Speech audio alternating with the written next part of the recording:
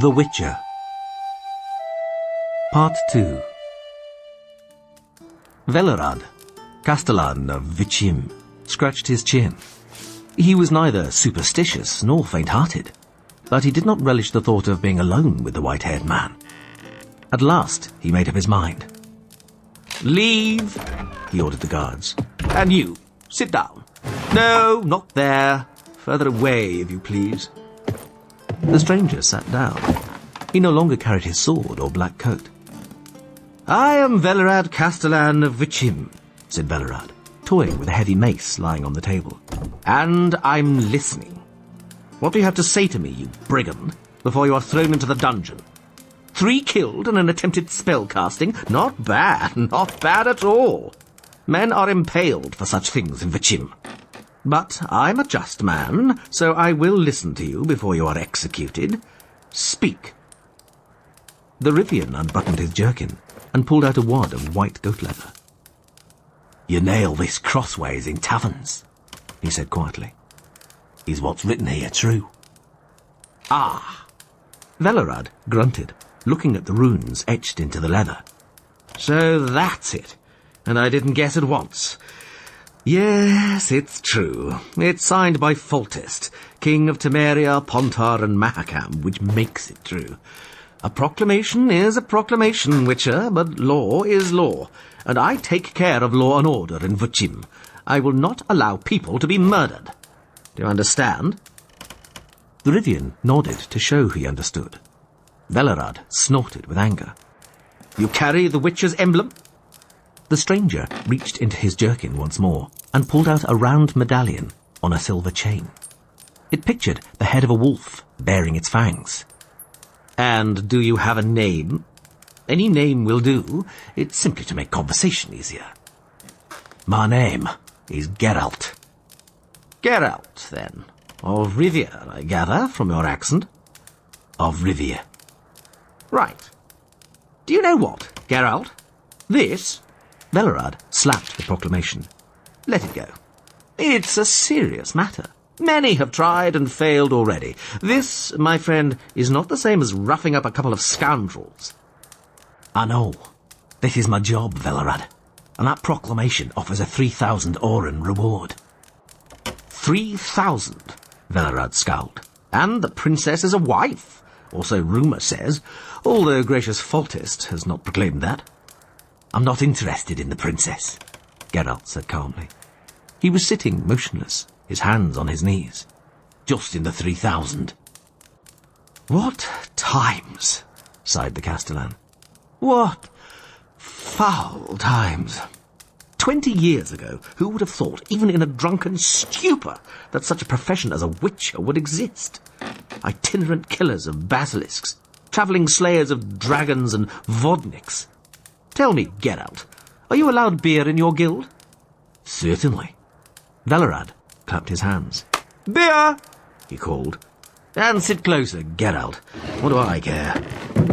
The beer, when it arrived, was cold and frothy. "Foul times," Velerad muttered, drinking deep from his tankard. "All sorts of filth has sprung up. Mahakam in the mountains is teeming with bogeymen. In the past, it was just wolves howling in the woods, but now it's kobolds and spriggans wherever you spit. Werewolves or some other vermin. Fairies and rusalkas snatch children from villages by the hundreds. We have diseases never heard of before. It makes my hair stand on end. And now, to top it all, this." He pushed the wad of leather back across the table. "It's not surprising, Geralt, that you witches' services are in demand." "The King's proclamation, Castellan." Geralt raised his head. "Do you know the details?" Velerad leant back in his chair, locked his hands over his stomach. "The details? Yes, I know them. Not first-hand, perhaps, but from a good source." "That's what I want." "If you insist, then listen." Velerad drank some more beer and lowered his voice. "During the reign of old Medel, his father, when our gracious king was still a prince, Foltest showed us what he was capable of, and he was capable of a great deal. We hoped he would grow out of it. But shortly after his coronation, Foltest surpassed himself jaw-droppingly. He got his own sister with child. Ada was younger, and they were always together, but nobody suspected anything except, perhaps, the Queen. To get to the point, suddenly, there is Ada with a huge belly, and Foltest talking about getting wed to his sister. The situation was made even more tense because Vizimir of Novigrad wanted his daughter Dalka to marry Foltest and had already sent out his envoys. We had to restrain Foltest from insulting them, and lucky we did, or Vizimir would have torn our insides out. Then, not without Ada's help, for she influenced her brother, we managed to dissuade the boy from a quick wedding. Well, then Ada gave birth, and now listen, because this is where it all starts. Only a few saw what she bore, but one midwife jumped from the tower window to her death, and the other lost her senses and remains dazed to this day. So, I gather that the royal bastard, a girl, was not comely, and she died immediately. No one was in a hurry to tie the umbilical cord, nor did Ada, to her good fortune, survive the birth. But then Foltest stepped in again. Wisdom dictated that the royal bastard should have been burned or buried in the wilderness. Instead, on the orders of our gracious king, she was laid to rest in a sarcophagus in the vaults beneath the palace.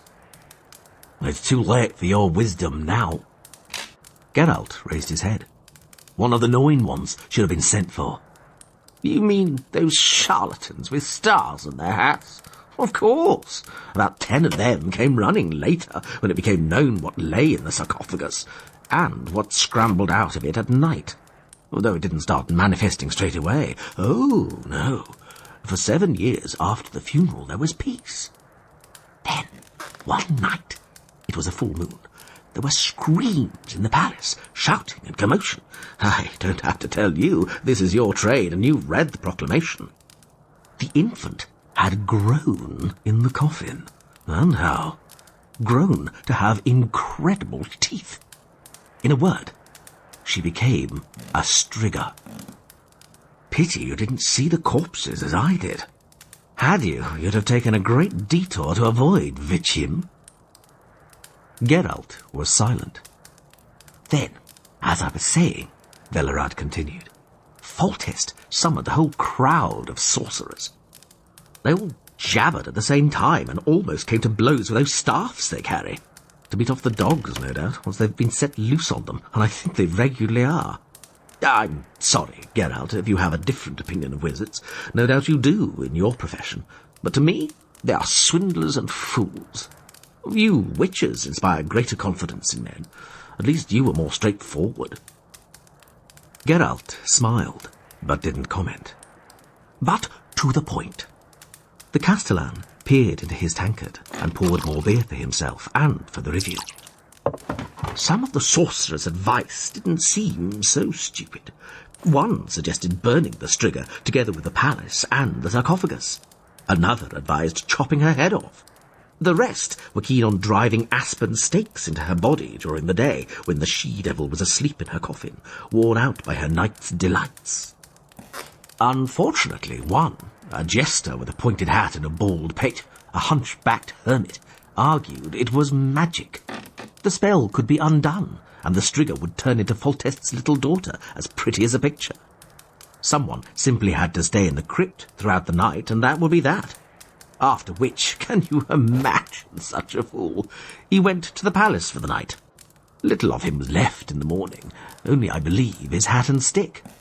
But Foltest clung to his idea like a burr to a dog's tail. He forbade any attempt to kill the Striga, and brought in charlatans from all corners of the Chim to reverse the spell and turn her into a princess. What colourful company! Twisted women, cripples, dirty and louse-ridden. It was pitiful. They went ahead and cast spells, mainly over a bowl and a tankard. Of course, some were quickly exposed as frauds by Foltest or the council. A few were even hung on the palisades, but not enough of them. I would have hung them all.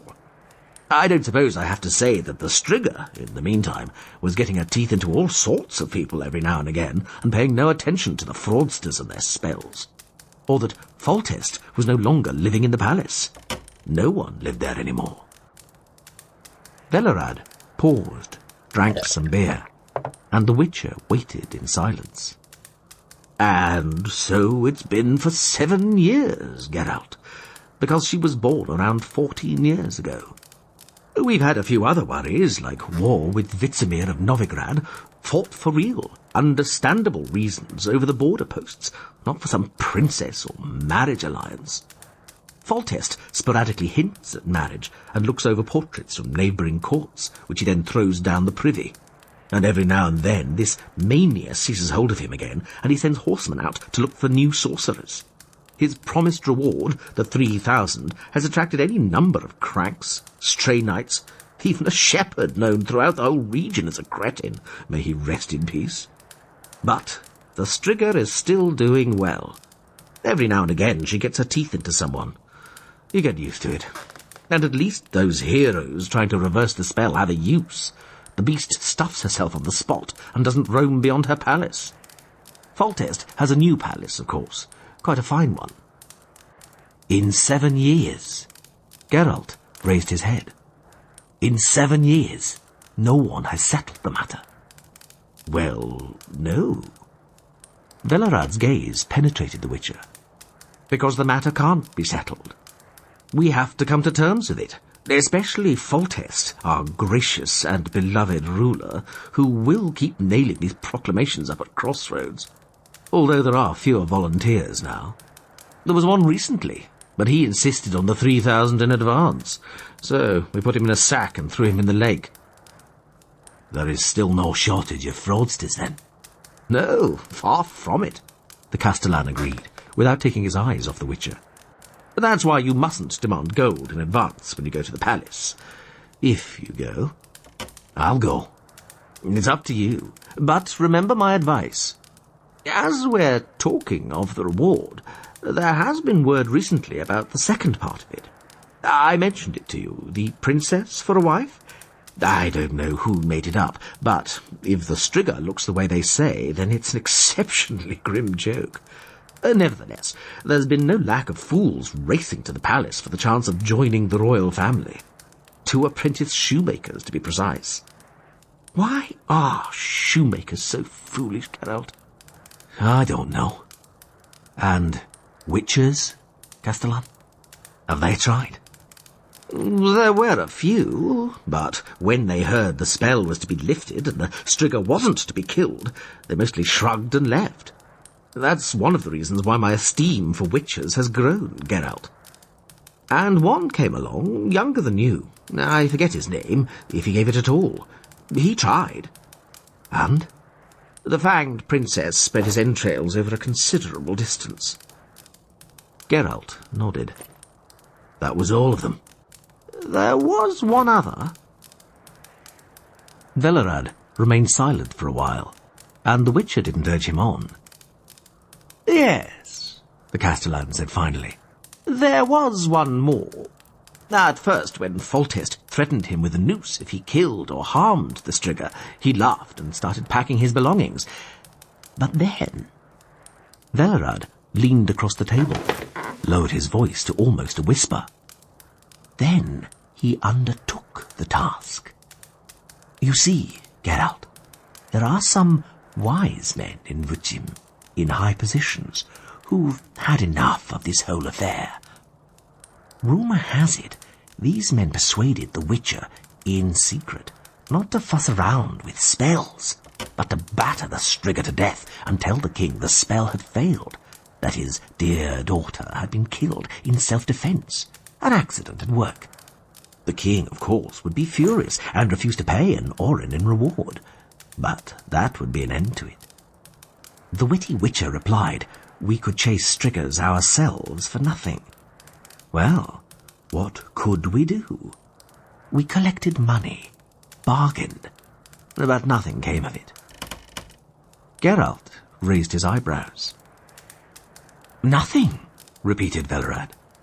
The Witcher didn't want to try that first night. He trudged around, lay in wait, wandered about the neighbourhood.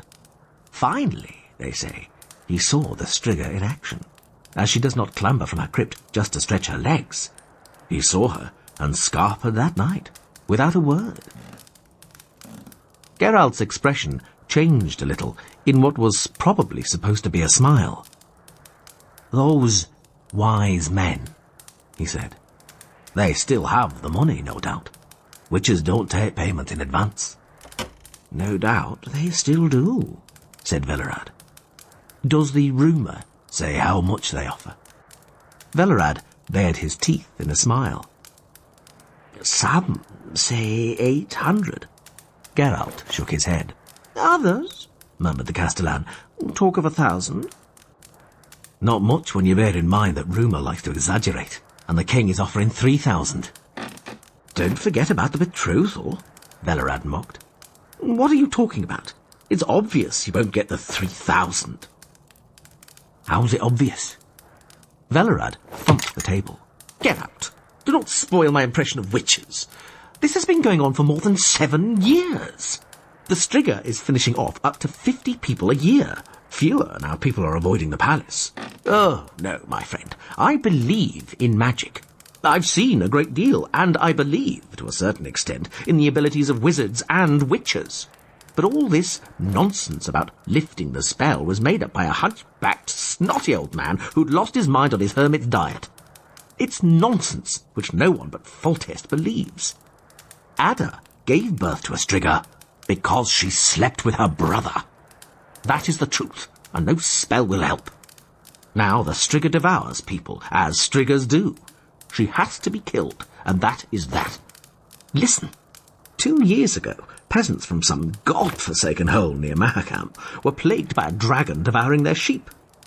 They set out together, battered the dragon to death with stanchions, and did not even think it worth boasting about.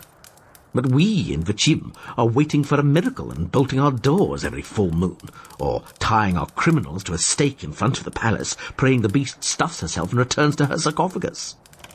Not a bad method, the witches smiled. Are there fewer criminals? Not a bit of it. Which way to the palace, the new one? I will take you myself. And what about the wise men's suggestion? Castellan, said Geralt. Why act in haste? After all, I really could have an accident at work, irrespective of my intentions. Just in case, the wise men should be thinking about how to save me from the king's anger and get those 1,500 orins of which rumour speaks ready. It was to be 1,000. No, Lord Velerad, the Witcher said categorically. The Witcher who was offered 1,000 ran at the mere sight of the Striga without bargaining, so the risk is greater than 1,000. Whether it is greater than 1.5 remains to be seen. Of course, I will say goodbye beforehand. Geralt? Velerad scratched his head. 1,200? No, this isn't an easy task. The king is offering 3, and sometimes it's easier to lift a spell than to kill. But one of my predecessors would have done so, or killed the Striga if this was simple. You think they let themselves be devoured out of fear of the king? Then, Witcher? Velerad nodded wistfully. Our agreement stands. But a word of advice. Say nothing to the king about the danger of an accident at work.